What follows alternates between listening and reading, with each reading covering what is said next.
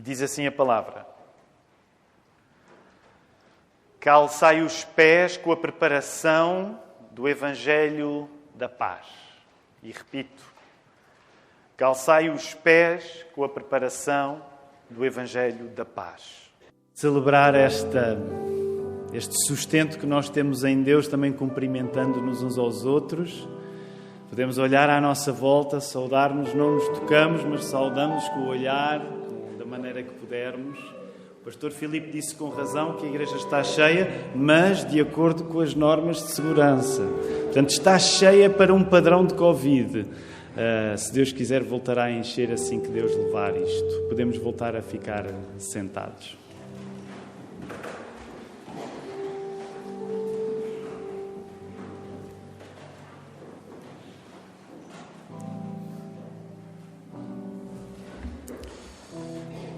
O sermão que quero pregar nesta manhã chama-se O Amor de Deus só é uma boa notícia para quem antes o odiou.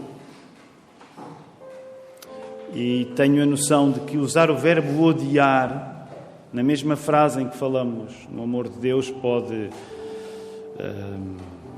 soar mal. Mas acredito sinceramente que há duas maneiras infalíveis de nós ficarmos longe de Deus. Uma é não acreditando nele e a outra é julgarmos que Ele já está connosco, quando não está. E só quem lembra da guerra que viveu com Deus, da guerra que viveu consigo mesmo, da guerra que viveu com os outros, é que está pronto para se calçar e correr para falar de paz.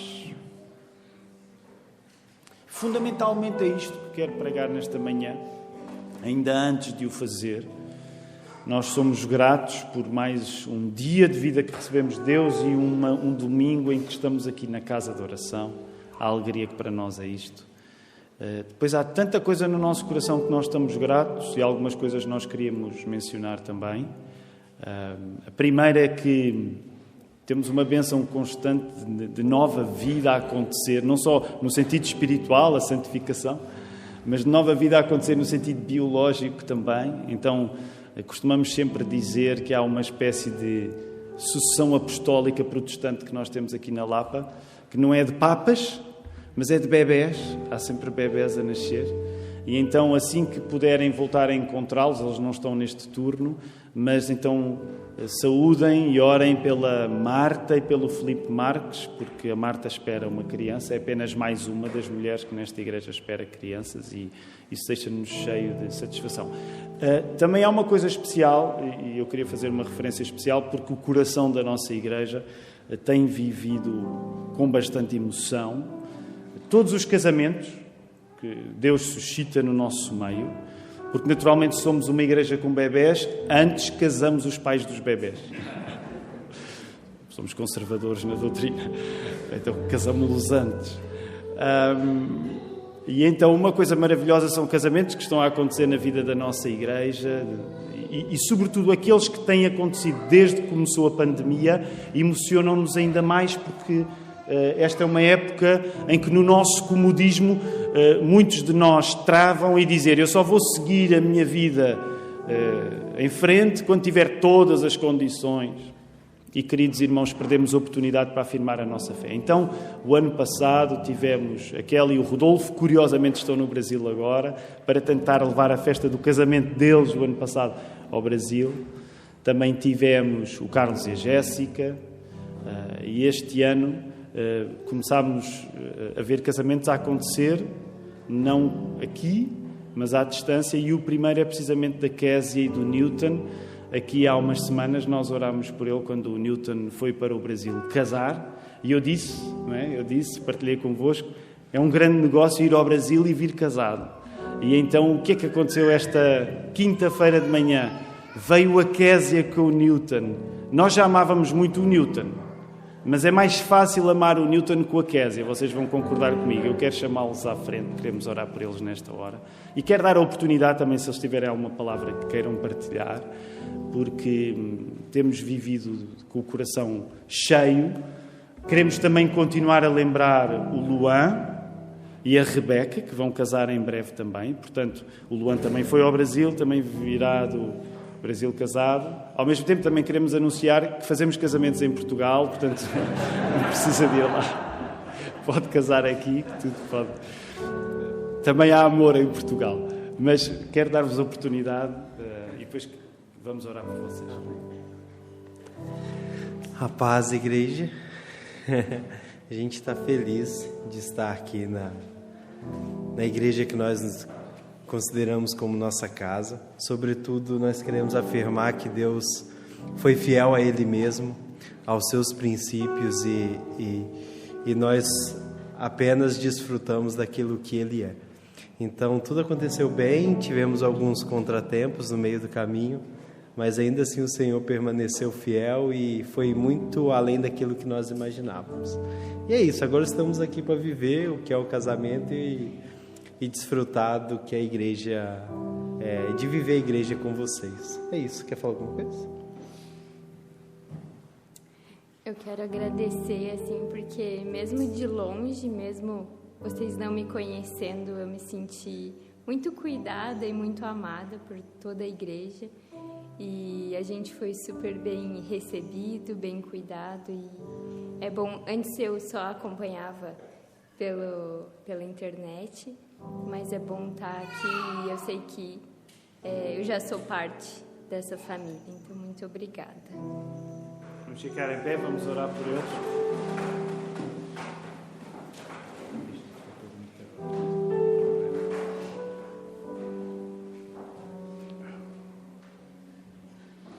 Deus Pai, nós temos descoberto à medida que o tempo passa que ganharmos uma vida nova contigo é ganharmos uma vida nova com os outros também. E por isso nós sabemos que não é possível ter-te sem sermos tidos pela Igreja, que é a comunidade de vida nova que tu inauguraste para nós ainda nesta vida. Ó Senhor, isso significa que já não sabemos viver sozinhos, porque não sabemos viver sem Ti, em primeiro lugar, mas também não sabemos viver sem os nossos irmãos. Ó Senhor, Tu tens feito isto acontecer na nossa vida de várias maneiras, mas enquanto Igreja, nós sabemos que o casamento é uma coisa muito importante, porque a Igreja é a Tua noiva e dentro dela existem casamentos que são cópias do amor que Tu tens por nós. Nós agradecemos-te, neste caso em particular, pela vida da Kézia e do Newton, porque Tu tens sido com eles nesta grande aventura, feita à distância, para depois se concretizar em carne e osso. Nós agradecemos-te por todas as coisas do casamento que são boas em carne e osso. Ó Senhor, e nós pedimos a Tua bênção por esta família, agora que eles se reúnem e que desbravam uma vida nova aqui em Portugal. Nós também lembramos nesta hora todos os casais que chegam de longe para ter uma vida nova neste país. Faz de nós, Senhor, sempre uma igreja aberta, porque somos todos peregrinos. Nem no nosso país estamos em casa. A nossa casa final será na Tua presença, Senhor. E por isso, torna-nos aqui uma comunidade aberta para receber e fazer sentir acolhidos todos aqueles que de longe vêm. E neste caso em particular nós oramos uma vez mais pela Kézia, pelo Newton, agradecemos pelas famílias deles no Brasil, pelas igrejas de onde eles vieram, pelo modo como Tu começaste a construir esta história tão bela e que nos colocas no meio dela agora também. Amém. Que eles estejam absolutamente convictos de que Tu tomas conta de cada passo, sabendo acreditar e avançar nos momentos fáceis e especialmente nos difíceis. Nós agradecemos também pela vida nova que criaste no ventre da Marta, ser com ela, com o Filipe, com o David. Ó Senhor, e pedimos que Tu sejas connosco nesta hora que a Tua palavra está aberta diante de nós. Ajuda-me a pregá-la com convicção e cuidado e que a vida nova que Tu nos dás possa estar a acontecer nesta manhã para todos. Nós pedimos isto em nome de Jesus Cristo. Amém. Obrigado, Zico. Podemos ficar sentados.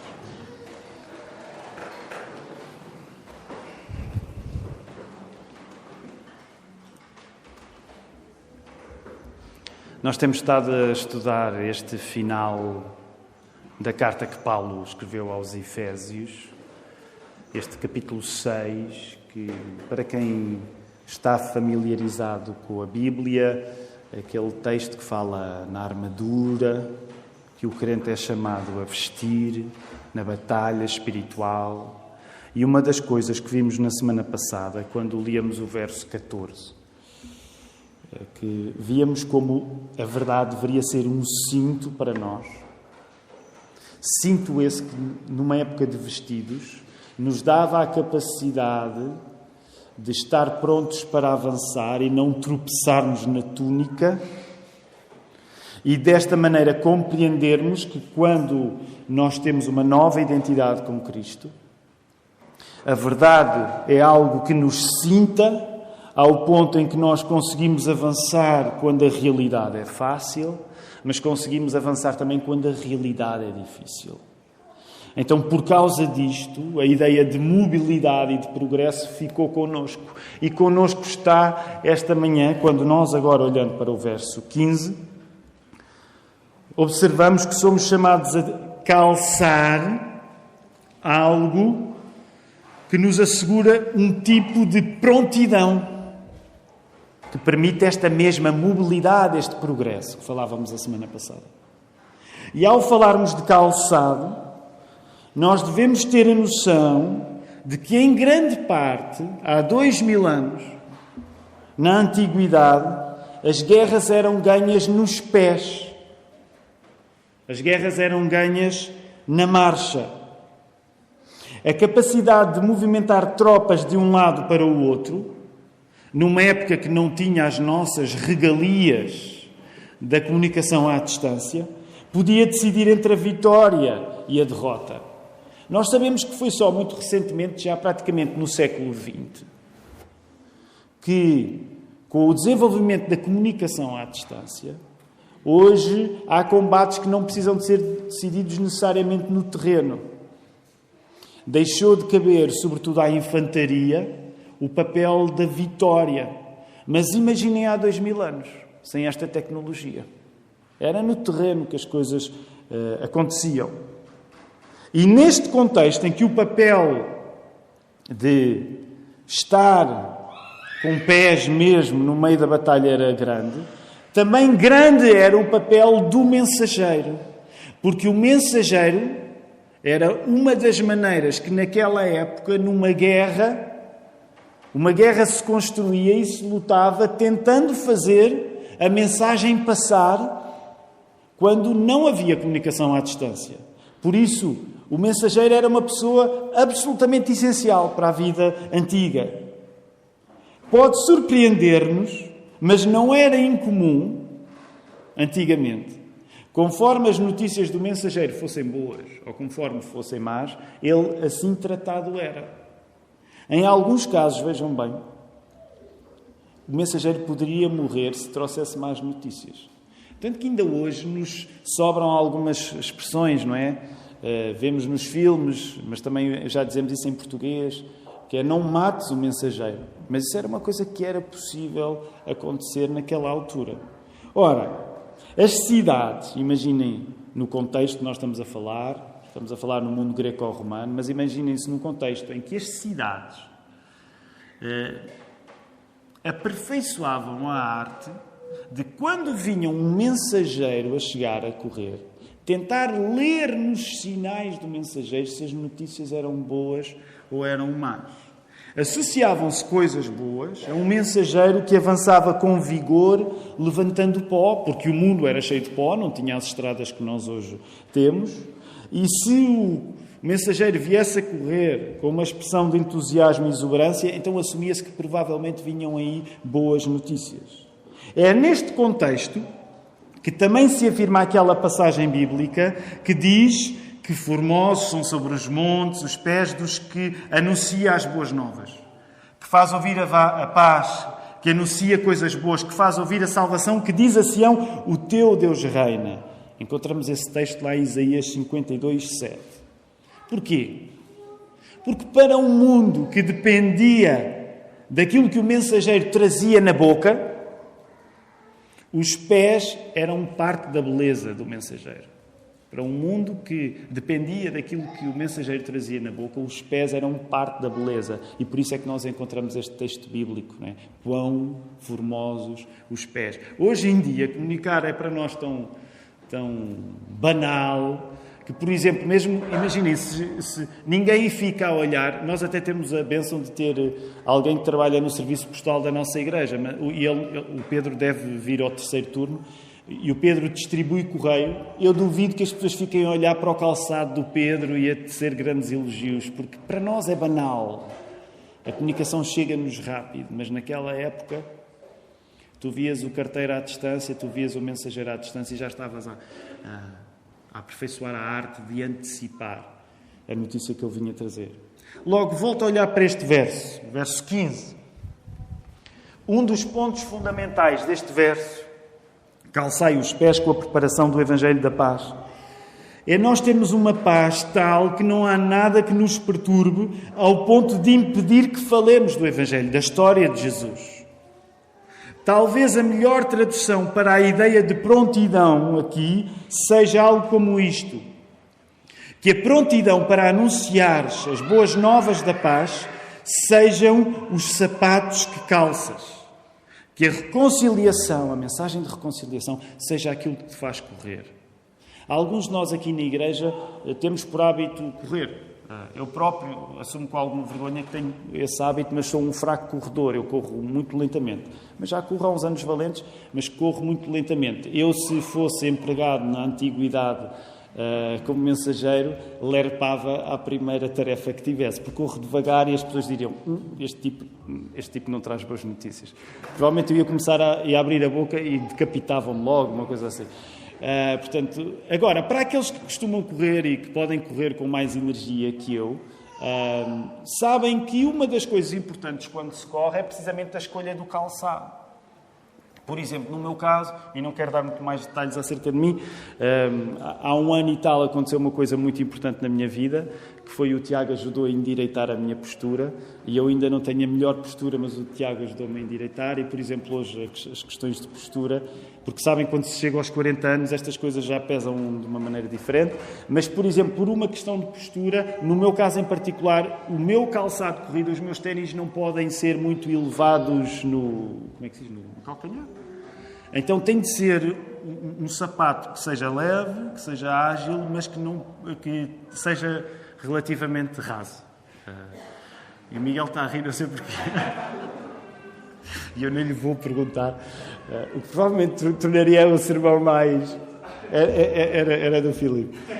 Tornaria o sermão mais interessante, mas as pessoas que me conhecem há muito tempo provavelmente acham graça à capacidade que eu tenho de correr, mas correndo vou.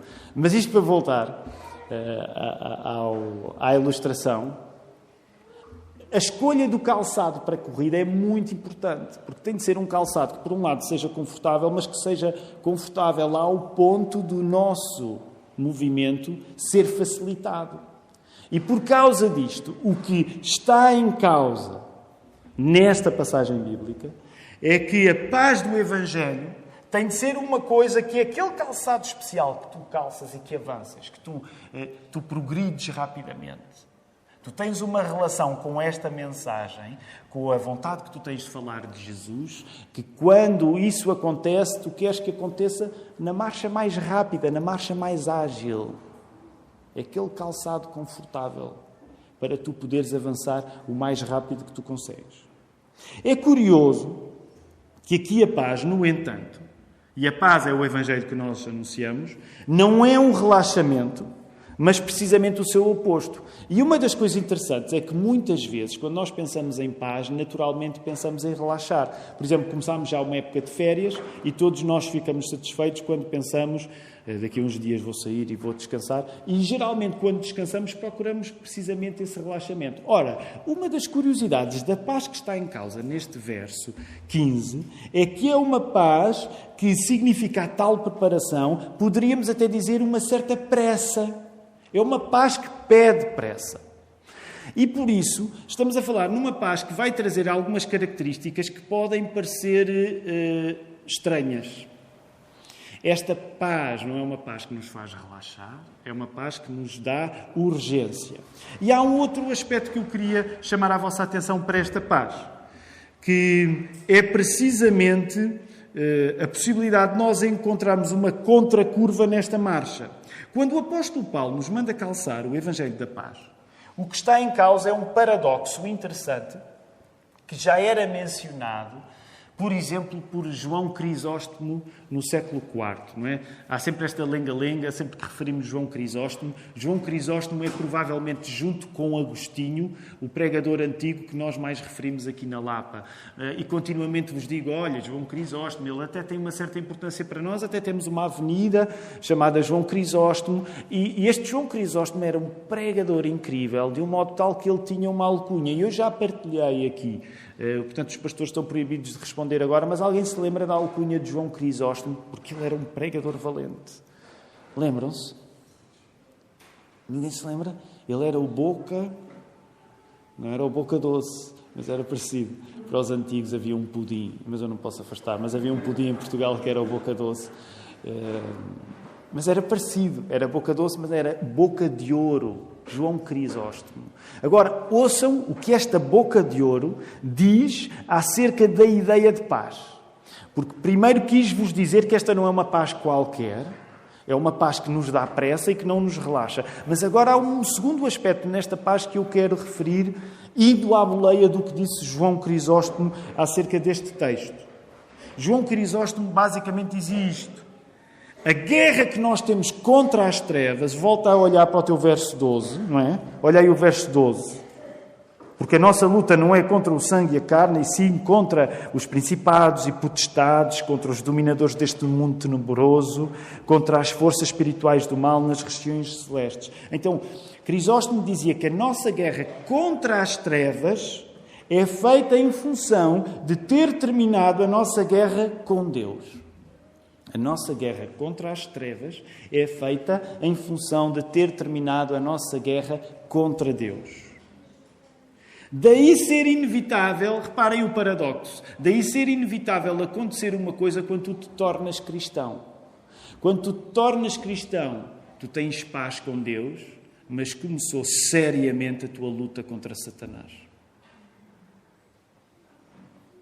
Contra o mundo, contra a carne, contra o diabo, como a palavra de Deus também diz.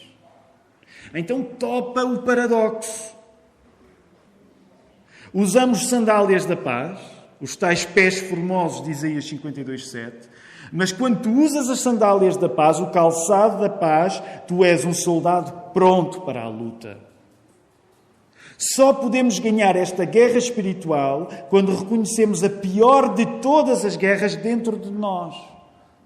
No nosso ódio natural a Deus e mesmo o nosso ódio natural aos outros. E eu sei que não é confortável quando colocamos as coisas desta maneira. Mas lembra-te do que Crisóstomo diria. Quando tu lutas contra as trevas, tu celebras o fim da tua guerra com Deus. Considera então isto. E, aliás, o pastor Filipe mencionou isso. Há algumas atividades que estão suspensas, mas não está suspensa. Bem, na prática a única que está suspensa é a reunião de homens. Todas as outras estão a acontecer, só que de outra maneira, e está a acontecer a reunião de quinta-feira às 20. Aliás, quando tu entras na igreja, vês lá via Zoom, mas isso não significa que... Nós temos de aperfeiçoar ali a mensagem. Não significa que a reunião é via Zoom, significa que a reunião é feita aqui e que é possível assistir via Zoom. Portanto, alguns de nós estamos a aproveitar a assistir através da internet, se não consegue estar aqui, força, mas as nossas reuniões à quinta mantêm-se. E uma das coisas que nós, vez após vez, apelamos é: traz as tuas questões.